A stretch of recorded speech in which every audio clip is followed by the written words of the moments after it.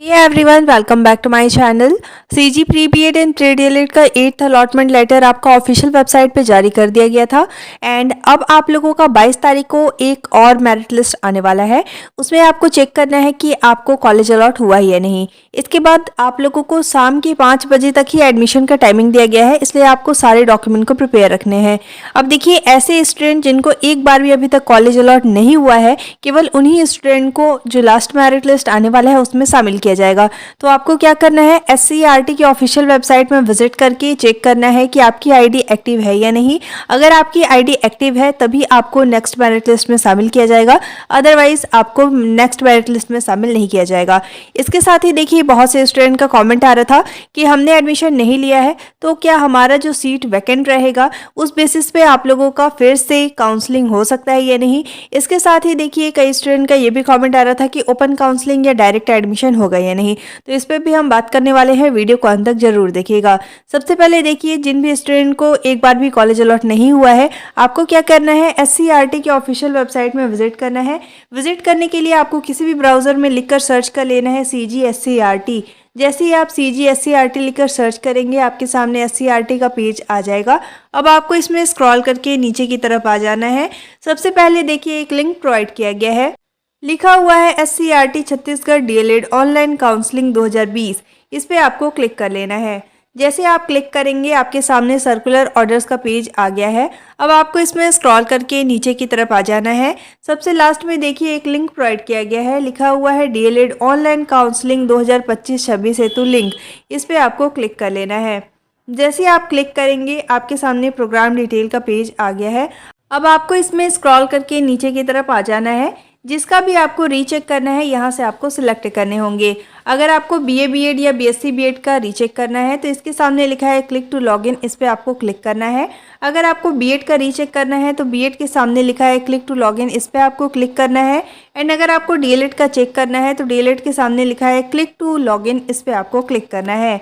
जिसका भी आपको रीचेक करना है कि आपकी आईडी एक्टिव है या नहीं, आपको नेक्स्ट मेरिट लिस्ट में शामिल किया जाएगा या नहीं, तो इसके लिए देखिए, इसके सामने लिखा है क्लिक टू लॉगिन, इस पर आपको क्लिक करना होगा। जैसे देखिए, हमें यहाँ पे DLED का रीचेक करना है कि हमारी आईडी एक्टिव है या नहीं, तो DLED के सामने लिखा है क्लिक टू लॉगिन, इस पे हम सिंपली क्लिक कर लेंगे।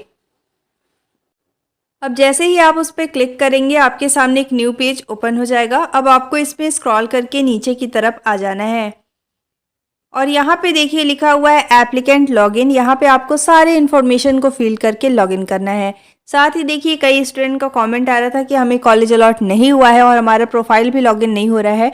तो आपको क्या करना है, यहाँ पे देखिए लिखा हुआ है फॉरगेट पासवर्ड। आपको यहाँ से पासवर्ड को फॉरगेट कर लेना है और फिर से पासवर्ड को रीसेट कर लेना है। और रीसेट करने के बाद आप लॉगिन करेंगे तो SCERT की ऑफिशियल वेबसाइट में आपका प्रोफाइल लॉगिन हो जाएगा। पर कंडीशन ये है कि आपको एक बार भी अभी तक कॉलेज अलॉट नहीं होना चाहिए, आपने थर्ड काउंसलिंग सही तरीके से किया हो। कई स्टूडेंट ने रजिस्ट्रेशन कर लिया था बट लेकिन उनका काउंसलिंग कंप्लीट नहीं हुआ था, जिसके कारण भी उनका इनवैलिड क्रेडेंशियल शो हो रहा है। तो आप लोगों को रीचेक कर लेना है। इसके साथ ही देखिए, कई स्टूडेंट ने अपना न्यू रजिस्ट्रेशन नंबर भी गलत तरीके से लॉगिन किया हुआ है, जिसके कारण उनका लॉगिन नहीं हो रहा है। तो आपको क्या करना है, यहाँ से आप लोगों को फिर से देख लेना है कि आपका रजिस्ट्रेशन नंबर सही है या नहीं। ठीक है, फिर आपको लॉगिन करना है, आपका SCERT की ऑफिशियल वेबसाइट में लॉगिन हो जाएगा। अब देखिए, आपको क्या करना है, यहाँ पे अपना न्यू रजिस्ट्रेशन नंबर लिख लेना है। इसके बाद है योर पासवर्ड, तो यहाँ पे आपको अपना पासवर्ड लिख लेना है। अगर आपका पासवर्ड गलत है तो आप रीसेट भी कर सकते हैं। इसके बाद देखिए, लिखा हुआ है इंटर बिलो मेंशन टेक्स्ट, तो नीचे की तरफ आप लोगों को टेक्स्ट प्रोवाइड किया गया है, इसे ही देखकर सही तरीके से आपको यहाँ पे फिल करना है।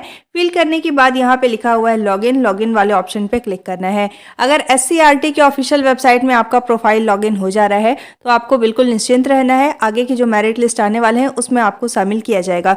लेकिन स्टिल आपको पासवर्ड रीसेट करने के बाद या फिर अपना सही रजिस्ट्रेशन नंबर डालने के बाद भी आपका अगर यहाँ पे इनवैलिड क्रेडेंशियल शो हो रहा है, मतलब आपको नेक्स्ट मेरिट लिस्ट में शामिल नहीं किया जाएगा।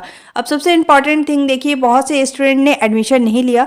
रीज़न ये था कि आप लोगों को जब भी आप लोग एडमिशन के लिए जाएंगे तो वहाँ पे आप लोगों को टाइमिंग दिया जा रहा था कि 5 बजे तक आपको एडमिशन लेना है। बहुत से स्टूडेंट सही टाइम पे कॉलेज में विजिट नहीं कर पाए थे एंड बहुत से ऐसे स्टूडेंट हैं जिनका डॉक्यूमेंट रेडी नहीं था। तो मैंने आपको पहले भी बताया हुआ था कि सारे डॉक्यूमेंट्स को आपको प्रिपेयर रखना है ताकि आपका एडमिशन में कोई भी प्रॉब्लम ना हो। स्टिल आई एम सेइंग कि आप लोगों को सारे डॉक्यूमेंट्स को प्रिपेयर रखना है।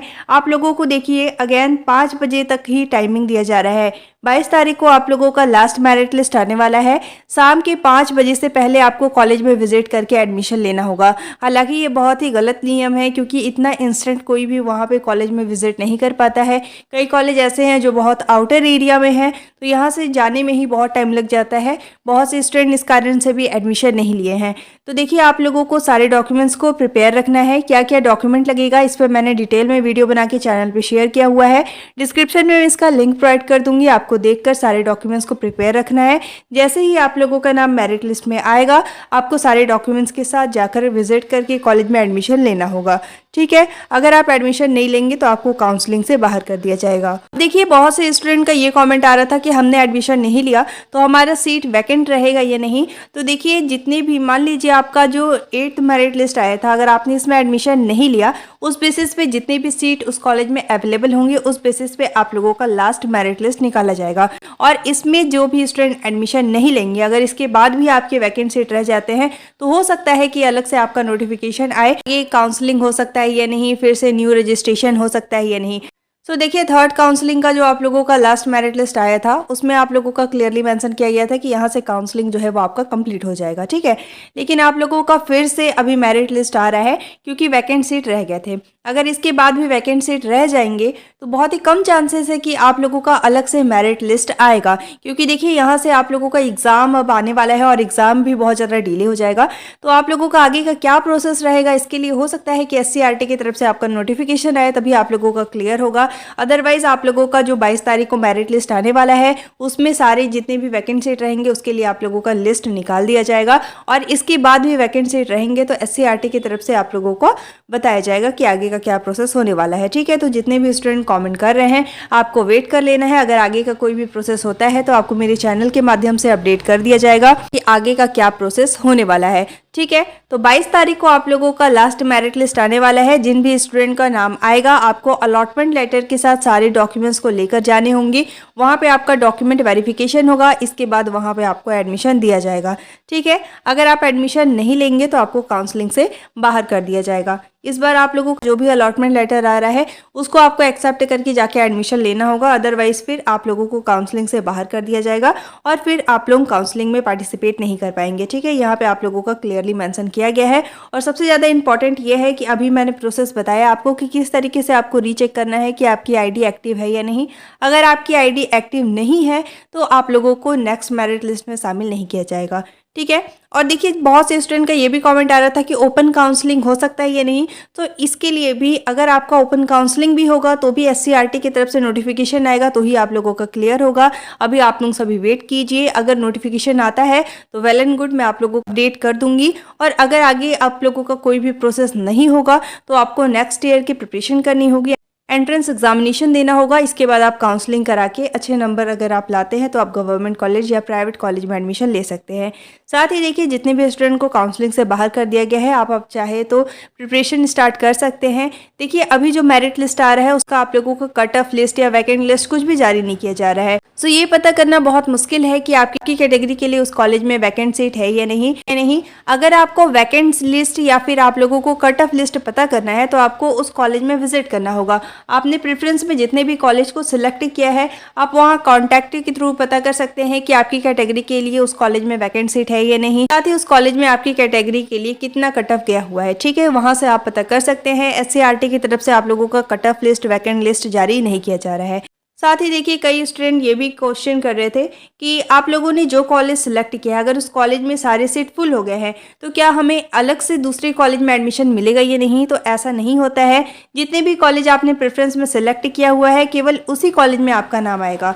तो आप लोगों को क्या करना है, एक एक करके सारे कॉलेज में पता कर लेने हैं कि जो कॉलेज आपने प्रेफरेंस में सिलेक्ट किया है उसमें वैकेंट सीट बचे है या नहीं। अगर वैकेंट सीट रहेगा तो आप लोगों के नंबर के अकॉर्डिंग किसी भी कॉलेज में आपको एडमिशन दिया जा सकता है, आपको वो कॉलेज अलॉट हो सकता है। अगर उस कॉलेज में मान लीजिए आपने 5 कॉलेज को सिलेक्ट किया था और पाँचों की पाँचों कॉलेज में आप लोगों का सीट फुल हो गया है, तो आपका नाम अब किसी भी मेरिट लिस्ट में नहीं आएगा। इसलिए आप लोगों को प्रेफरेंस में कॉलेज को सिलेक्ट करने होते हैं। ठीक है, अब आगे जो भी प्रोसेस होगा उसको आप लोगों को मेरे चैनल के माध्यम से अपडेट कर दिया जाएगा। आप बिल्कुल निश्चिंत रहिएगा। टेलीग्राम ग्रुप आप ज्वाइन कर लीजिएगा। जो भी लेटेस्ट अपडेट आता है मैं सबसे पहले टेलीग्राम ग्रुप में शेयर कर देती हूँ। इसके साथ ही जैसे ही आप लोगों का 9th मेरिट लिस्ट आएगा आपको मेरे चैनल के माध्यम से अपडेट कर दिया जाएगा। डॉक्यूमेंट्स आप लोग प्रिपेयर रखिएगा। अभी बहुत से स्टूडेंट का कॉमेंट आ रहा था कि हमारे पास कुछ डॉक्यूमेंट्स नहीं थे, जिसके कारण हमें एडमिशन नहीं दिया गया, टाइमिंग भी नहीं दिया गया सबमिट करने के लिए, इसलिए हम एडमिशन नहीं ले पाए। तो आपको डॉक्यूमेंट्स को रेडी रखना है ताकि आपका एडमिशन में कोई भी प्रॉब्लम ना हो। Thank you so much for watching. If you liked my YouTube video, don't forget to like, subscribe and share. You all have to join our Telegram group for the latest update. Telegram group का link description में given है, आप उस पर click करके Telegram group visit कर सकते हैं और आप चाहे तो ज्वाइन कर सकते हैं। Thank you.